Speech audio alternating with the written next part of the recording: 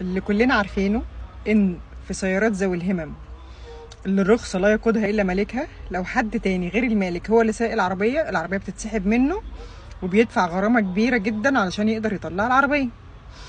وفي العربيات اللي لازم يبقى فيه سواق يسوق له، اللي هو غير قادر على القيادة بنفسه ويحتاج الى سائق او حد من اهله من الدرجة الاولى، لو السواق سايق العربية وصاحب العربية نفسه اللي هو ذوي الاحتياجات الخاصة مش موجود فيها، قانون المرور بيقول عادي مفيش مشكله، مش لازم يبقى موجود فيها. لكن لجان الجمارك اللي بتقف بقى بتعمل كماين هي على العربيات ذوي الاحتياجات الخاصه بتقول لك لا، هسحب منك العربيه وهتدفع غرامه كبيره لحد لما تطلع.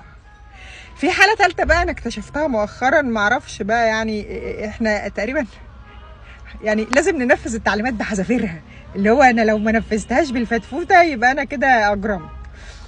ان لو ذوي الاحتياجات الخاصه صاحب العربيه ده مؤمن على سائق، بس لو هو نفسه بيعرف يسوق ومعاه رخصه اصلا وسايق هو العربيه، برضه العربيه بتتاخد منه.